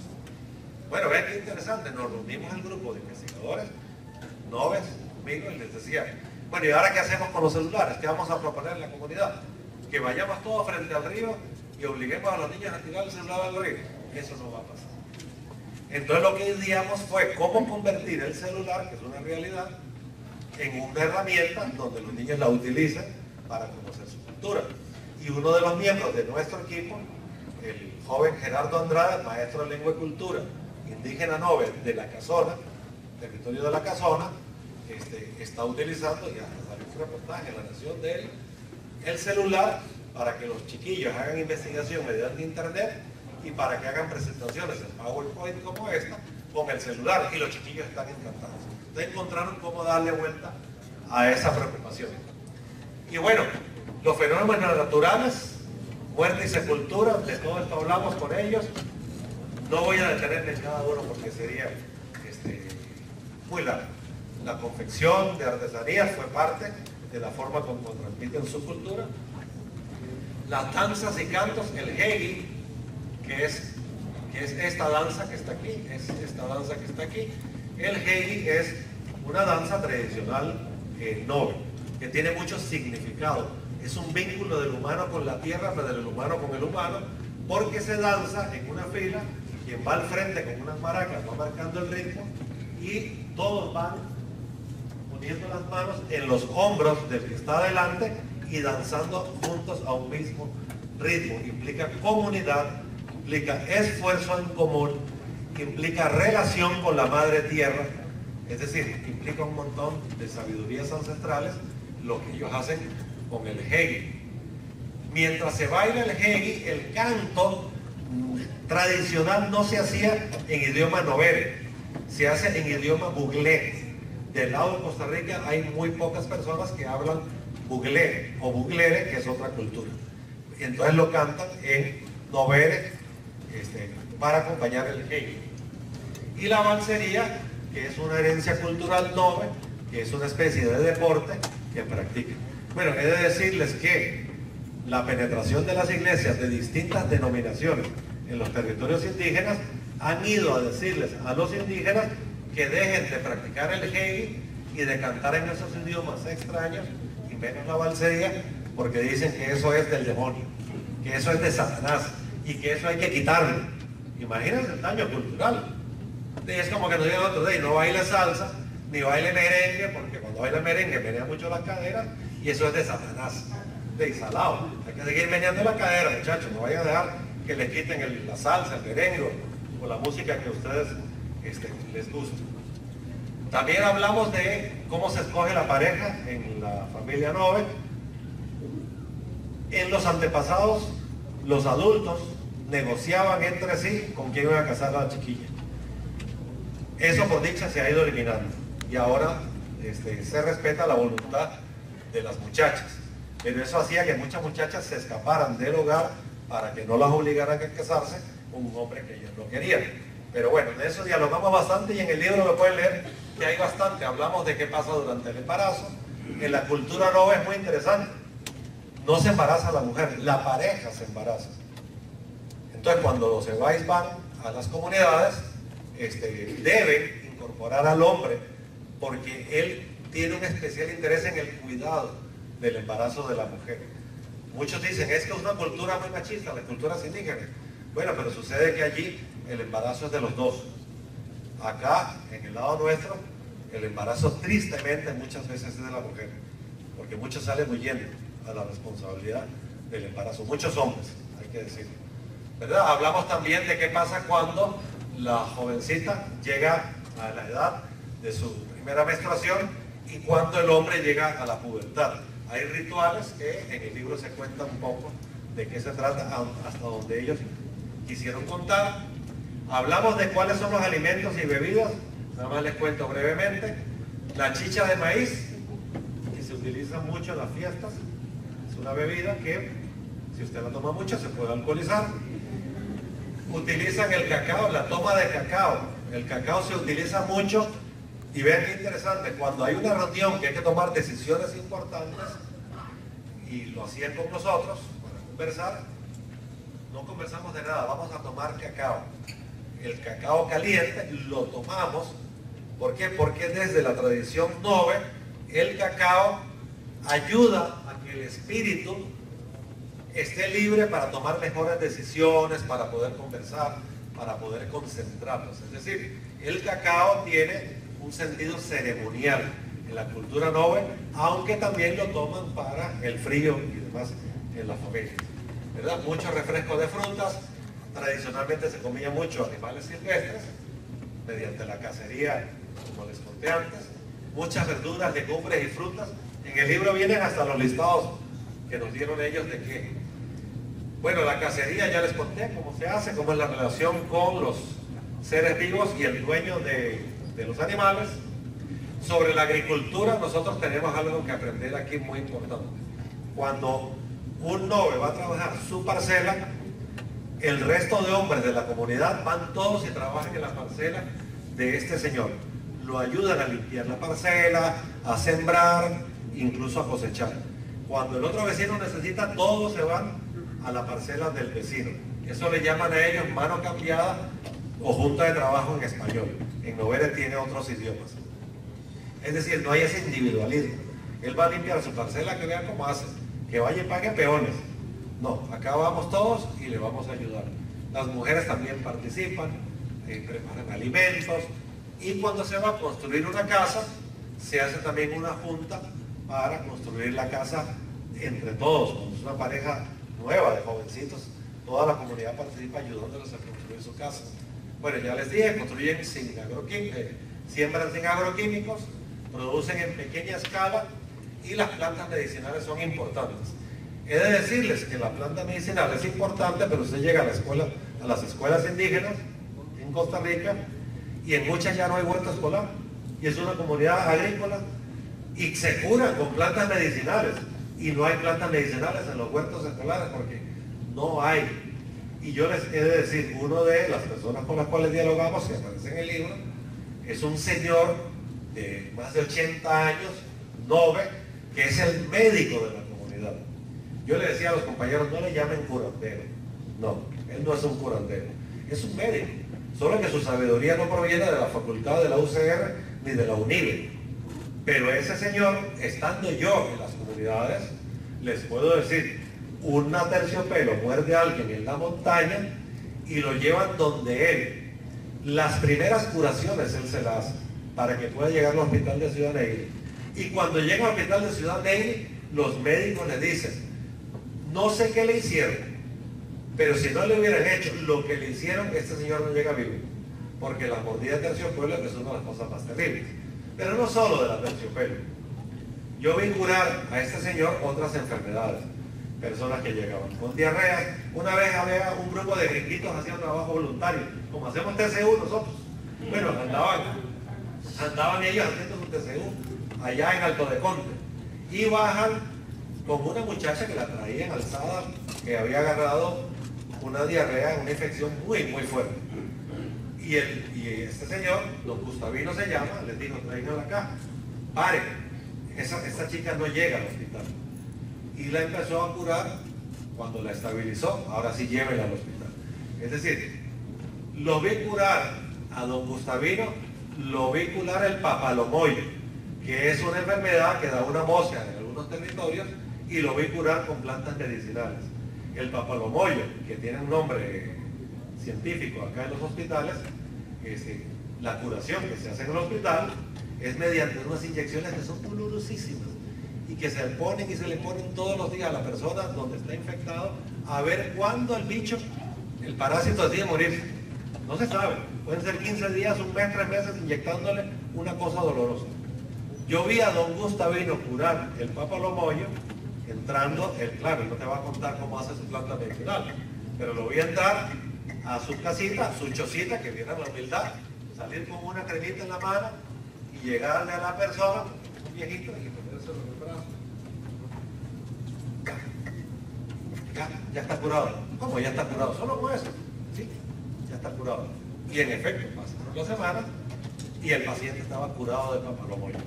Es decir, medicina natural, eso no es brujería, eso no tiene nada de otro universo. Eso se llama medicina natural. Ustedes disculpen que yo me entusiasmo con estas cosas, pero nuestras universidades desconocen tanta sabiduría que hay en esas comunidades. Bueno, la tierra para ellos es muy importante. La tierra es biocentrismo, es la madre tierra, donde todos somos hermanos, los seres vivos por la naturaleza, y bueno, es un espacio mítico, sagrado, espiritual, cosmogónico. La tierra para ellos no tiene límites. Lo que tiene límites para ellos es el territorio, y hacen una diferenciación entre tierra y territorio. Ese es el espacio donde se vive, donde se produce, donde hay economía, donde mis sentidos sensoriales puedo compartir con otras personas. Esta definición, no lo voy a alargar más, pero es muy importante esta precisión. Y no voy a leer las conclusiones para no alargarlo, porque me encantaría más bien aprovechar este espacio. Las conclusiones están en el libro y las recomendaciones también están en el libro. Todo lo que se aprendió, ¿quién debería ser el primero que lo usa? El Ministerio de Educación. El Ministerio de Educación Pública, que utiliza estas sabidurías, porque hay muchos consejos directos que dan los indígenas noves sobre cómo sueñan que sea su educación.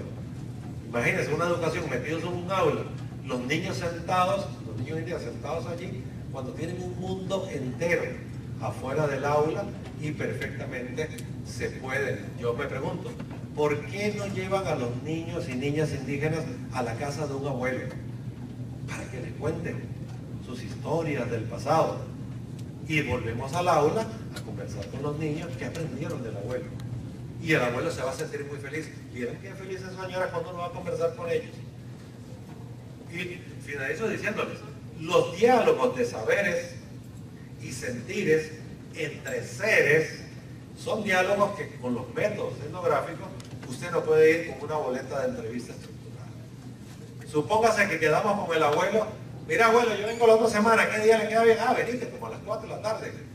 Entonces uno lleva el café, el pancito, el quesito, vamos a conversar. Abuelo, ¿y qué? ¿Le gustaría que la otra semana hablemos de cómo era la agricultura en sus antepasados? Ah, lindísimo, vamos a hablar de eso. Y usted llega la siguiente semana y el abuelo no quiere hablar de agricultura. El abuelo quiere hablar de algo que le llamó la atención. Por ejemplo, empieza a decirte, miren, es muy bueno que tenemos becas de limas aquí en la comunidad, porque ya las familias no se van a coger café como antes. Nuestros hermanos noves del lado panameño tienen más pobreza y son ellos los que van a coger café. Y cuando van a coger café, los niños los sacan de la escuela. Y nosotros, gracias a que tenemos becas de limas, ya los niños tienen que irse de la escuela para coger café. Ah, bueno, y eso es bueno. Sí, pero tiene un problema, dice un abuelo. El problema es que ya le llega a una familia, tiene 2 hijos, le llegan 2 becas y nadie quiere trabajar en esa familia. Porque un ingreso, por hacer una beca de 80,000 pesos, otra de 40,000 pesos, 120,000 colones en una comunidad de esas, es un salario que fácilmente no se tiene. Y entonces te dice el abuelo, es que una solución, sí, pero nos está creando un nuevo problema. Y entonces el abuelo quiere hablar de eso. Por eso los métodos etnográficos, esta investigación, se duraron años para hacerlo. No se puede hacer de la noche a la mañana, no es una encuesta. Es decir, hay que tener mucha paciencia y además que es súper interesante lo que uno aprende rompiendo el protocolo. Les termino con una anécdota. Estábamos en Abrojo, Montezuma, en una actividad con personas de la comunidad. Había hombres y mujeres de distintas edades. Dice una señora, se levanta y dice: a mí me molesta mucho que en la comunidad, siendo nove, haya maestras que no usen el vestido tradicional de nuestra cultura. ¿Qué ejemplo le van a dar a los niños y las niñas de amor a su cultura si ellas mismas no se ponen el vestido tradicional? Y todos los que estaban en la reunión se quedaron: mira, qué interesante, tiene razón la señora, mira. Pero de repente otra señora se levanta, otra señora, indígena, nove también, y dice: miren, yo creo que no es un asunto de vestido. Yo tengo tanto amor por mi cultura, y estábamos allá en Abrojo, Montezuma, llegando a la frontera. Y vean qué casualidad, dice: si yo me tengo que ir a trabajar a la Alajuela como empleada doméstica y tengo que dejar de usar mi vestido, nadie me va a quitar el amor que tengo por mi cultura, porque eso lo llevo yo por dentro. No es el vestido el que me hace amar a mi cultura. Y todos decían: mira, qué interesante, tiene razón. Bueno, ¿cuál tiene razón? ¿La primera o la segunda? Decíamos nosotros.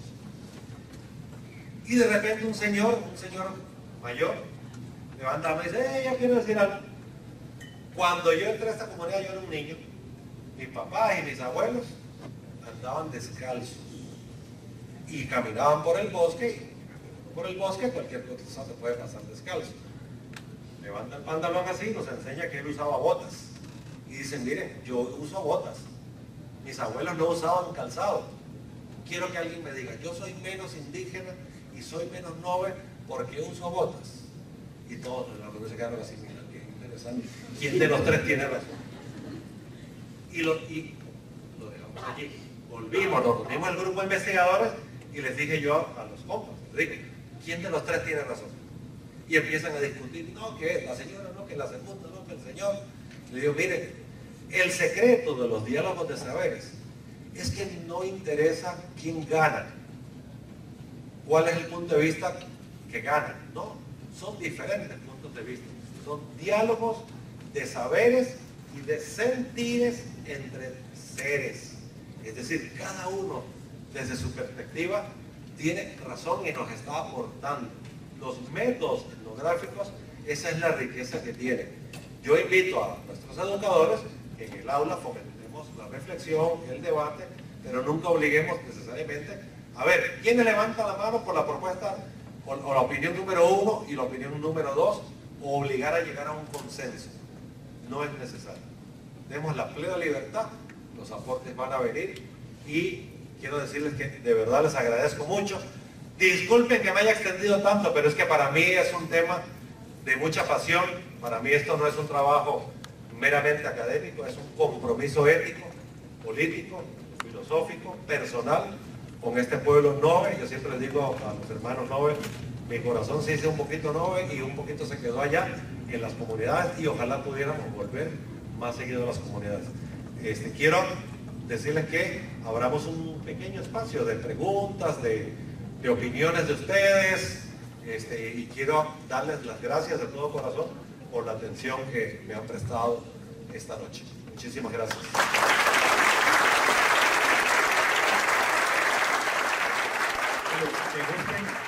¿Tienen alguna consulta? De verdad les quiero agradecer de todo corazón, en primer lugar, a nuestras autoridades, de verdad al señor rector, muchísimas gracias, a nuestro señor decano, al señor decano de Guanacaste por estar acompañándonos, ni se diga a nuestros compañeros y colegas del Consejo Editorial de la UTN. Sin ellos esto no sería posible. Y de verdad que es un sueño poder compartir lo que humildemente uno logra construir. Y las gracias principalmente a ustedes que me han soportado hasta esta hora. De verdad que muchísimas gracias.